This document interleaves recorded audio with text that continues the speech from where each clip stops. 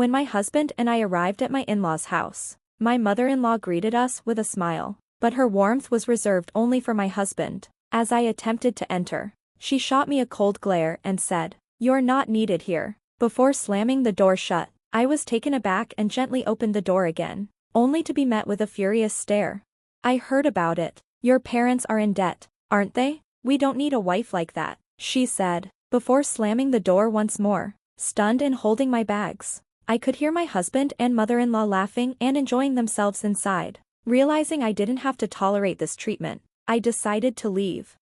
My name is Nancy, and I'm a 32-year-old doctor working at the hospital founded by my parents. I met my husband, John, when he was admitted to our hospital following an injury. He was charming, friendly, and a great conversationalist. Although he's 5 years younger than me, he appeared mature and reliable. We married after a year of dating, and he is now a vice president at his father's company, where my mother-in-law also worked. His parents were overjoyed with our marriage. "Your parents run a prestigious hospital, and now a doctor is becoming our son's wife. It's like a dream. We're so happy to have you, Nancy," my mother-in-law used to say.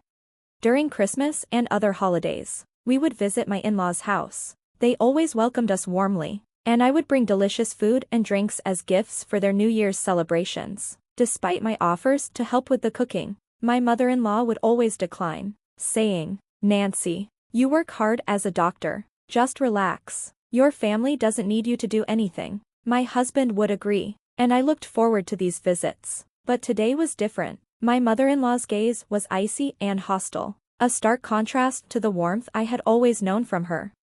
Back at my parents' house, I had never encountered such hostility. I have a younger brother who is also a doctor, and we both work at our family's hospital. Recently, my father had called me to discuss his health, but there was no mention of any financial troubles. As I drove home, I recalled a conversation I had with my husband a week ago. Despite our busy schedules, we had come home at the same time. "My dad's retiring from being a doctor," he said. "His eyesight isn't what it used to be, especially for surgery, so they've decided to close the hospital." I told him. My husband looked shocked and responded, "What? The hospital's closing? Do they have debts or something?" I'm not sure about debts, but they're planning to sell the hospital property, so I won't be working there anymore. I'll be taking a break for a while," I explained. But just as I was about to elaborate, I received an emergency call from the hospital and had to leave immediately. "We'll continue this conversation later," I said, but there was barely any time for that. My husband, claiming he was busy at work, came home late, and with my night shifts, we barely spoke. I suspected he might have exaggerated our conversation, assuming my parents' hospital closure was due to debts and that I was somehow involved in handling them. He probably shared this with his parents, but the cold treatment from my mother-in-law was still shocking. Lost in these thoughts, I was driving home when I heard a phone ringing from my bag, locked out by my mother-in-law. I had driven off with my husband's belongings still in the car, including his phone, which was ringing non-stop. I had never looked at his phone before, but thinking it might be important, I decided to check. I pulled over, took out his phone, and tried a few passwords. Knowing my husband's aversion to complexity, I figured it wouldn't be too difficult. As expected, his birthday unlocked the phone. The caller was a woman named Susan, a name I didn't recognize. Looking through the call history, I found numerous exchanges with Susan. The messages were disturbing. "I want to see you soon. I wish I could be with you forever. I'll be with my wife during the New Year holidays, but I'll miss you. Once I get the money, I plan to leave her. That makes me happy. I love you the most." It became clear that my husband was cheating on me. I had always considered my husband, father-in-law, and mother-in-law to be kind-hearted people. Alone at home, I couldn't shake the shock of what I had discovered. I went into his study to look for more evidence. Opening a drawer, I found photos of him with an unfamiliar woman, apparently from a trip, along with hotel receipts and other incriminating items. Unable to process everything, I decided to visit my parents' house. When I rang the doorbell, my mother opened it, looking surprised. "Why are you here so late? You look pale. Are you okay?" Seeing her concerned face, I broke down in tears. She noticed my distress and wrapped me in a blanket. My father, sensing something was wrong, asked, "What happened?" I told them about the unfair treatment from my in-laws. My mother was shocked. And my father was furious. It's terrible, he said. It turned out that my husband's family business had been struggling, and they had frequently sought financial help from my father, which he provided, thinking it was for me. Maybe you should play along for a while and see their true colors, my father suggested. It seemed like a plan worth considering. The next day, I returned to my in-laws' house and shouted at the entrance. I'm sorry for being an immature wife. Please let me in. I brought gourmet ingredients and fine wine as gifts. Reluctantly, I was allowed inside. My mother-in-law, eyeing the luxurious gifts with visible greed, welcomed me with a smile. Meanwhile, my father-in-law and husband looked at me with cold, disapproving stares. We only treated you well because we thought you came from a prestigious family, my mother-in-law said. Now that we know your family's hospital is struggling with debt, you're just a hard-working wife. Understood, I replied. From that moment, the harassment intensified. Get to cooking, she ordered, shoving me toward the kitchen. Using the ingredients I had brought, I prepared a variety of dishes and served them. My father-in-law, mother-in-law, and husband dug in eagerly. Hey, we're out of wine. Bring the next bottle, they complained. Is this all you cooked? You might be a smart doctor, but you're a terrible housewife. Despite their complaints, they finished every dish. When I tried to eat, my mother-in-law slapped my hand, causing my fork to clatter to the floor. What do you think you're doing? You're not eating with us. Housekeepers eat leftovers in the kitchen. So, I'm a housekeeper now? I asked, bewildered.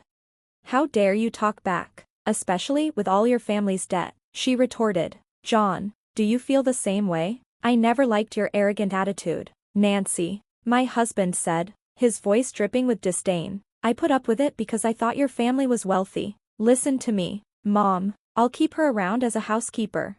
Hearing my husband's true feelings was a shock. I had hoped he was merely going along with his parents, but it became clear that he had married me for my family's perceived wealth and had been pretending all along. His current behavior was his true nature. I found myself relegated to eating leftovers in the cold kitchen, surrounded by a mountain of dirty dishes. Save water and wash with cold, they demanded. Washing dishes in icy water during the freezing winter was excruciating. The cold made my whole body tremble. For sleep, my mother-in-law pointed me toward a shed with no heating or bed. Where is the bed? I asked, shivering. Why would you expect a bed? There are old towels and cardboard in the shed. Make do, she replied. This confirmed their true nature. Thankfully, I had recorded their abusive comments. I had no more reason to stay in that house. That night, in the freezing shed, my anger toward my father-in-law, mother-in-law, and husband kept me warm. I vowed never to forgive them. Late that night, after they had drunkenly passed out, I drove back to my parents' house. After a restful sleep, I began packing the next morning when suddenly, the door burst open. My mother-in-law and husband stormed in.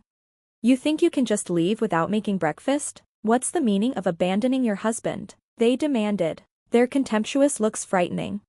It seemed my father-in-law was at work, but my husband and mother-in-law had come to berate me further.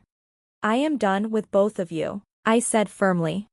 You dare talk back to your mother-in-law and husband? You're even worse than I thought. We can divorce if you want, but if you initiate it, you'll have to pay compensation. Maybe you can sell the hospital's land. It should fetch a good price. We'll take that. My husband sneered. That's a good idea, I said sarcastically. My husband smirked, believing he had the upper hand, and then threw a paper at me. It was a pre-filled divorce application. If you don't do as I say, I'll use this, he threatened. Good. This clears things up for me. You thought I'd beg you to stay? You think a bankrupt hospital means I have no choice but to cling to you, right? I said. He was completely mistaken. Actually, it's true my father retired and closed the current hospital, but we're relocating to a new facility near the train station. My brother and I will work there, with me as the director. Far from being in debt, we have more than enough assets. Upon hearing this, my husband and mother-in-law turned pale. That's a lie, right? You deceived me, my husband stammered. I tried to explain, but they were too quick to jump to conclusions. So your family is still wealthy then? My mother-in-law asked, panic evident in her voice. Can we forget everything that happened yesterday and today? We've always had good relations, right? Her plea was absurd after all the insults and mistreatment. I'm shocked that you could spew such terrible abuse and now expect me to forget it. Remember, I'm just the housekeeper, right? I replied, my voice dripping with disdain. No, that was a misunderstanding. I'm sorry, please, let it go. My mother-in-law begged, her desperation palpable. It's too late, I know your true feelings. By the way, my father will be reclaiming the $100,000 he loaned to your company, I added, watching as panic spread across their faces. What? How did you know about that? We don't have that money, my husband stammered, realizing the gravity of his mistake. Nancy, I'm sorry, I should have defended you from Mom. I promise to protect you from now on, he said, attempting to salvage the situation.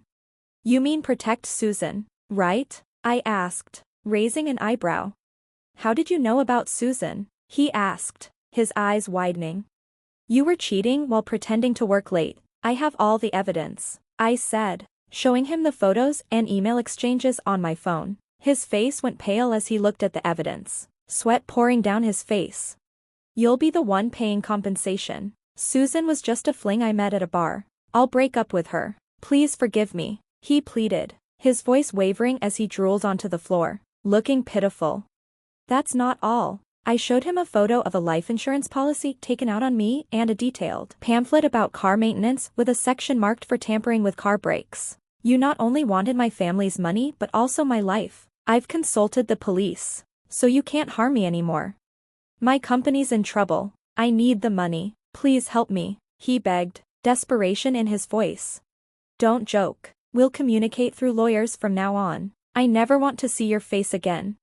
As he lunged at me, my father and brother emerged from the back room, grabbing his arm and restraining him. My husband, pinned to the ground, cried while my mother-in-law stood there, stunned. The house was purchased under my name, and I planned to sell it. My brother, dealing with the reluctant occupants, ensured that my husband and mother-in-law were sent away.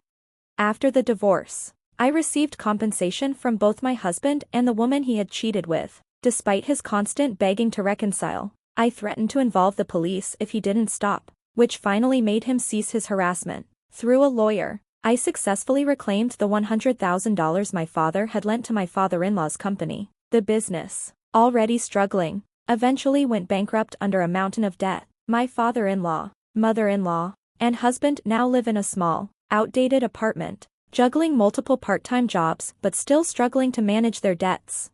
Meanwhile, I've moved on to a more fulfilling chapter of my life. I work as the director of a newly built hospital, alongside my brother, where we are dedicated to treating those in need. Each day is rewarding as we make a difference in people's lives. I've bought a comfortable apartment near the hospital, and I'm thoroughly enjoying my new independence and the satisfaction of living life on my own terms.